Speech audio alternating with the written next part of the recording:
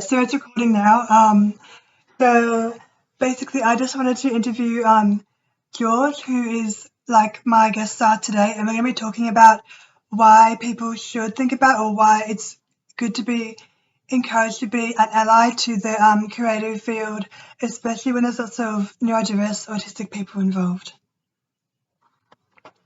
Yeah, so I just wanted to ask your thoughts on how can someone be a better ally to those that work in the creative field and that those that are maybe especially unique, so they might be autistic or they might be neurodiverse. Like, how would we best support them, best support that community? I guess, in terms of creative stuff, support them where possible. Like, if they have, Kickstarters or whatever funds for, if they're trying to make a movie, I would say, if you can, it'd be cool to give. Even if it's just a few dollars, it's like, oh, more to the budget in a way. If you make a movie, or you can, I know there's crowdfunding, but there's also just spreading the word about the work of the people. There's learning about autism or whatever condition that the person has.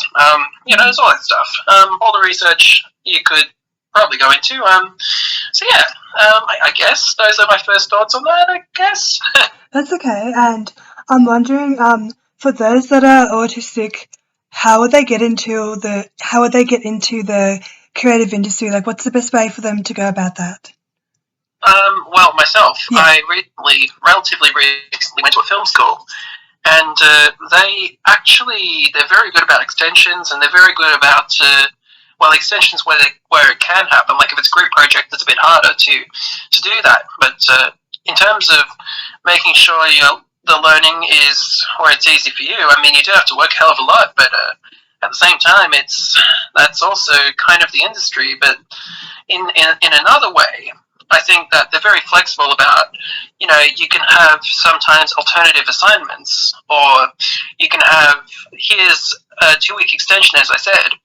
I do think that, people are becoming more aware of conditions and perhaps even disabilities in the near future. If you're hearing meowing in the back, that's one of the cats here. Carter, I'm recording, buddy. It's all right. I'll be out in 2 hours. Anyway, he should go downstairs if he wants food. The food's downstairs. It's not up here. Anyway, I'm getting off track. What was I saying? You're talking about how getting extensions is good if you're autistic. Yes. I do think that, and go to, the counsellors to talk through things if you need to, do that sort of thing. And, it should really be all good, I think. Yeah, and I think those ideas are really good because I have often, taken on those ideas of going to the teacher and getting an extension, and that works. I don't study the creative field. I actually studied early childhood, which is a bit creative, but it's not technically a creative field itself. But I really do encourage people, if they want, to take on some of those suggestions because they've worked a lot of the time for me. Yeah, and I'm wondering, is it also a good idea to kind of maybe support autistic people that are in projects? So maybe is it a good idea to kind of maybe watch a new TV show that's come out, maybe Heartbreak High because it's got Chloe Hayden? What are your thoughts on that? Seeing those movies. I think that, it is better when actors on the autism spectrum play people on the autism spectrum, and Chloe Hayden. I saw the pilot finally for Heartbreak High, the reboot, and I actually quite liked it. But I haven't seen any other episodes yet as of the time of recording. But she's quite good in that role, and I only hear the representation's pretty good. It seemed pretty good from the pilot I saw. I'm trying not to spoil it, just in case anyone here watching hasn't seen it, but it's pretty good. It's felt like what high school felt like, and for me, high school was hell. But I won't go into that. That's okay. Anyway, I do also think that a couple of others that I would suggest for different perspectives that are kind of accurate on autism.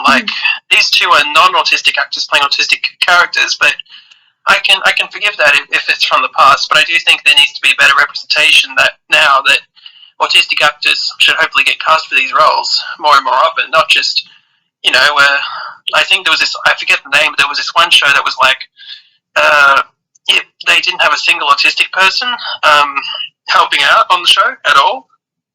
And, there are certain people who are like, oh, well, yeah, it doesn't really need that. But seriously, not a single autistic voice. That just bothered me, Yeah. I think that they improved that in season 2, but again, I forget the name of the show. I think it was, I can't remember. But just that lack of representation does need to be fixed, and I'm sure whatever show that is could improve it over time if they decide to bring people in, Yeah, exactly. And the good news is even cartoons are being more autistic. Like I'm trying to use it in a positive way because I'm a bit tired, so I'm kind of like just saying whatever's on my mind. Basically there's a show called Monster High, and one of the characters is actually not coded autistic. She is autistic. She says she's autistic herself. She's a I don't know what creature, but her name is Twyla, and she's an autistic character, and I think just having that authentic representation of your own identity on a show is really good. Like, even if it was ADHD, which I honestly think I do, if there was more shows that showed other parts of me besides my autistic self, that'd be good as well. But it's really good how there's way more diversity, and I think that's something to be acknowledged, and it's something that's to be celebrated as well. Absolutely, yeah. Absolutely. Yeah. And with your thoughts on, sorry, I'm just trying to backtrack, with what you were saying about the trailer for the new season for Heartbreak High, yeah, I'm really interested. I don't even know. Sorry, hang on. I didn't mean new season, I just meant I saw the pilot of season 1. I haven't seen anything else apart from that. Oh, sorry, I thought you were talking about like season 3, like the new season that was being filmed. No. Oh, okay, I was getting excited. I was like, oh, what do you know? No, I literally, it was only the pilot. Oh, that's okay. Yeah, I saw all of the trailers over and over when it first came out. Yeah, they were really good. I really do recommend seeing that show. But what was it? Sorry. The other thing I was going to say was I think Chloe is also on another show. She's on an ABC3 show, like for a children's show, and she plays a fairy.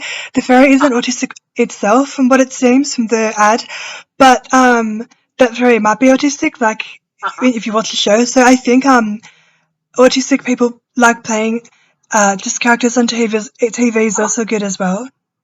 Yeah, absolutely.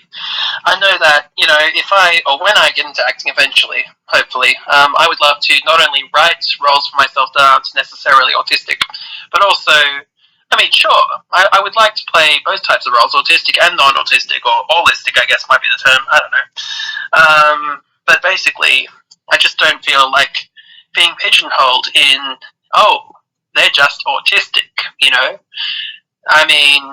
if people just thought, this person is just autistic, it's like, okay, what are their other achievements? Is autistic all you're going to say about them? What about this guy makes movies, or this person makes music, or whatever it is, and they happen to have the powers of the autism spectrum, It's like, I think that's it's like how, in a way, I'm openly, I came out Pride Month this year, so a few months ago, as a recording. I'm pan. So it's like, I can say safely that basically, I think if someone's like pan or gay, some people are like, here's the person who's also into guys and other genders, but at the same time, that's kind of ignoring, it should be just one facet of a person. It's like, okay, this person wants to be a filmmaker and an actor, and they also happen to like guys, gals, other genders, and that's okay, Yeah, and I think it's good to explore those parts of yourself. For example, I was listening to a podcast, and the host, she was talking about how it's good to, if you want, to just explore multiple jobs at once, to kind of like have multiple jobs or different areas, and it's good to kind of be multifaceted that way. And she says a lot of people stay in their one job because sometimes it's because they get disencouraged from working multiple jobs outside of their normal job. Like it's like their whole identity is tied into one particular area or one particular word. I was literally I'm sorry, I am backtracking a little bit when I say this, but I just wanted to also mention that, I think it was bittersweet being the poster child for autism for 13 years, because I was like, it just doesn't fit me. I'm more than that. I'm not just some face on a poster, I just want, I just want people to know that. Anyway, that sort of just came up in my mind after the fact, after I was saying all I was saying, and I forgot to say it. That's okay. Yeah, I knew a bit about that, but yeah, maybe another time we could talk about that in more detail, like what the experience was like, because I'm not a poster child myself. I wasn't when I was younger. And yeah, I'm just so curious about people that are in the public eye, I mean, it was merely my image. It wasn't really. People were never saying, "Oh, yeah, autographs. We want autographs." And well, they couldn't now. I live in Melbourne now. Yeah. And it's good in Melbourne. It really is. Yeah. What is Melbourne like? Because I've actually never been there. The weather, I haven't experienced the 4 seasons in one day thing yet. I'm sure I will. I mean, maybe there will be a day where it's like summer, autumn, winter, and spring. Right now it's spring, of course. I feel like that, Melbourne has a different air about it. Literally, the air just feels a bit different sometimes. I feel like I had to adjust to it. Ooh. We don't have the Harbour Bridge or the Opera House, but we have the Square, the Federation Square. And there's like, I think it was Federation Square. I'm still kind of unfamiliar. I haven't been out too much apart from film school.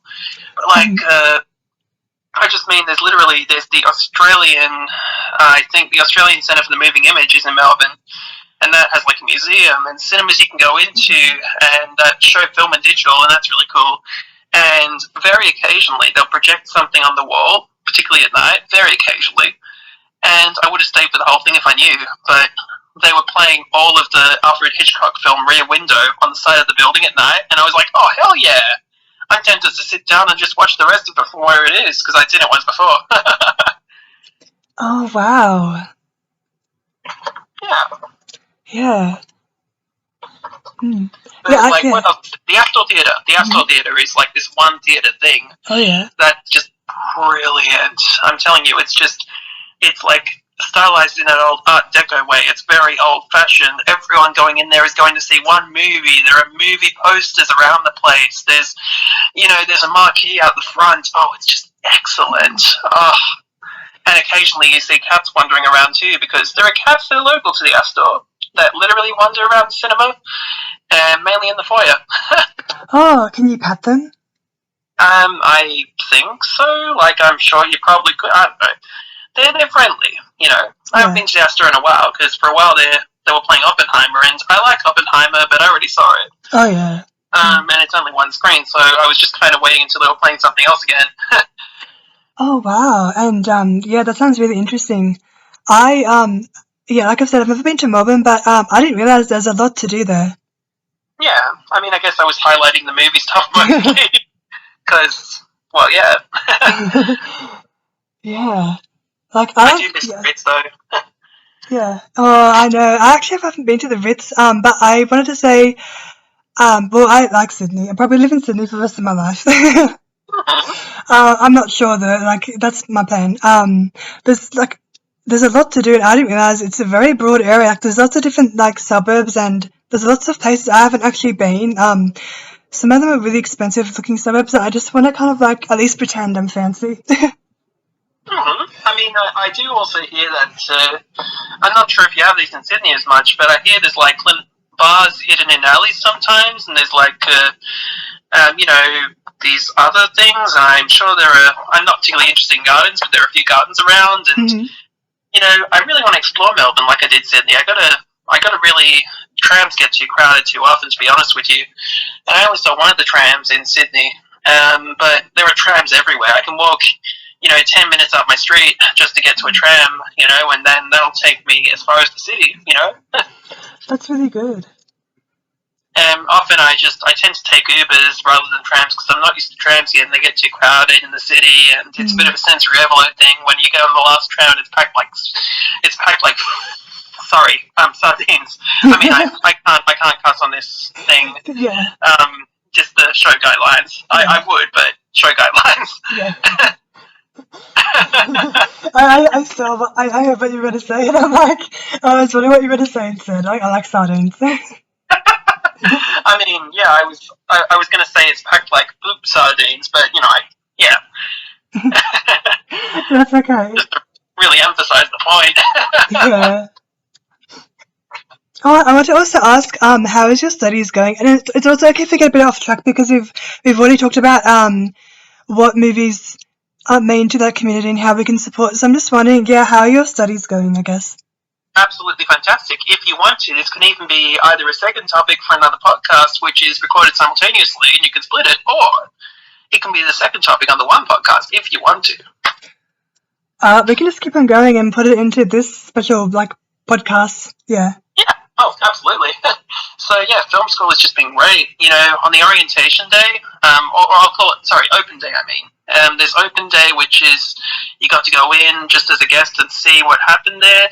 Orientation day, well, it's self-explanatory, and then classes a week after orientation day for 13 weeks, and then a holiday, and then more, and then a holiday, and then more, and then a holiday. 3 trimesters. And we're learning about script writing, storytelling, cinematography. We've gotten to read parts of a few scripts, like for the Babadook or Goodfellas or that sort of thing. We're learning about cameras right now. We're learning about even things like white balance on cameras, which I'm still can't wrap my head around just yet because it's early days, but the class is going fast, Yeah. You learn a hell of a lot, hell of a time. It's really quickly, really. Yeah. But I guess the white balance makes the whites on the camera look good, as far as I understand it. Mm-hmm. But the way I remember it, the button says WB, so I just try to think of it as the Warner Brothers button. Maybe that's only funny to me. I don't know. Anyway, yeah, so it's really cool. They do get into technicalities, but they try to make it very accessible to the people. Sorry, it's a bit of dust. Okay. I really like that all the teachers are absolutely great. People really paid against this university. Well, you pay after, of course, because it's university. But the people are nice here. They're really good. They have the same interests, and you have your classes, and some days you have to go in by 10 a.m., some days you have to go in by 2 p.m., so it's been a hell of a time adjusting, to getting up early. Yeah. And, there are teachers that have great experiences. To keep the school anonymous, I'm not going to say anything identifying about the school, but I love this school. Yeah. That's good. And it's funny because there was this other school that I forgot to I feel kind of bad about this, but I forgot to tell them that I already was in another film school, and because I went to their open day too, and I'm like, yeah, about that, thank you for offering, but I'm sorry, I'm in another film school. And they're like, okay. I kind of felt bad for leaving it for so long to tell them that after, That's okay. I guess I kind of got, yeah. Yeah, that's okay, but it sounds like you're really enjoying yourself and your course. Oh yeah, I am, yeah. It is a bit daunting, the amount of stuff to do, really. Right now, as of this recording, I've borrowed a camera for over the weekend, like a photo camera that I got to use for my assignment, my current assignment in cinematography, and that's really cool. There's the lens, there's the camera body, there are 2 lenses in that package right now, and it's just fantastic. All the different equipment I got to learn about, and that we've been learning about it in class. And the pre-reading, don't get me started on the pre-reading. Anyway, I feel like I'm going on too much. No, that's okay, because technically, what you're saying is related to our interests of this recording about film and autistic interests, so it fits in. Yeah. I will say, it seems they expect me to read anywhere from 8 to 20 pages before a class, and sometimes I'm like, I gotta catch up on the reading, and then sometimes I'm like, okay, I'll try to read a bit. Oh, I only got through half of it before class, so I left it too late. And they really encourage you. They say, you gotta do the pre-reading before you get to class, it'll help you a lot. And I think it does, but at the same time, I kind of understand a lot of it without pre-reading, if that makes sense. Yeah, of course, yeah. And they've been picking films for us to watch at home to study in one of the classes. each week. You know, The Host or Nightcrawler or that sort of thing. Only Lovers Left Alive. I did not care for Only Lovers Left Alive, to be honest with you. It was, I wanted to like it, but it was slow, barely anything happened. The so-called premise of the film didn't happen until an hour in out of 2 hours. And it was just, I didn't like it at all. But then, you know, one of my teachers is like, you know, like what you like, don't like what you don't like, always be honest about the tastes. And there's this one person who keeps forgetting to watch the films before class, and I kind of feel bad for them. But yeah, there's all that. And, well, admittedly, I do forget to watch some of the short films, but I haven't fallen too far behind on that. And I've seen a few of them. So yeah, that's good. That's good, yeah. Yeah. And we're just going to wrap it up in the next 5 minutes just because, well, I'm a bit tired and I honestly don't make this too long, just, you know, just nice and short, just so it's, like... Of course. Yeah, like, consumable. I still feel like I've talked way too much. I apologise. No, that's okay. I want it to be about 10 minutes, and it's going to be about 25 minutes by the time we finish, so that's okay. Yeah, so I'm wondering, George, is there anything else you want to add on before we go, or any other final thoughts? Not really that I can think of. That's okay. I mean, this is released long before the recording, but I'm in Angus's new short film. I recorded my part in Melbourne, and you'll see. Yeah, and I'm in it too, but I don't want to spoil any of what I'm doing. Since it's online, I think it was called Stink Shaming, and yeah, look for the channel.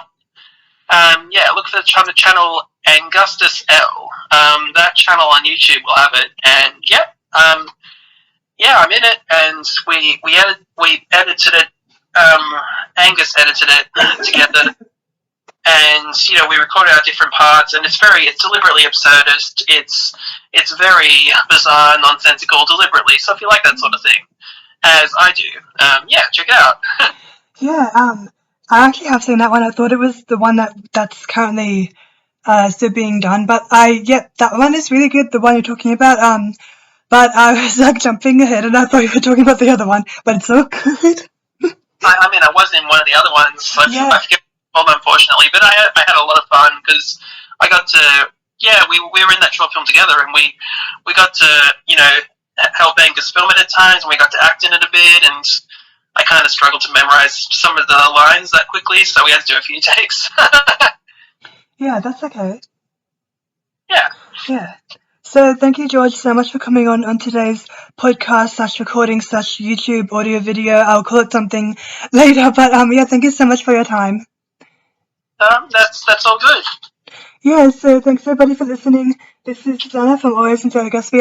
This has been a special episode of our YouTube special, and we'll see you again. We'll see you another time. Bye. Bye. Bye.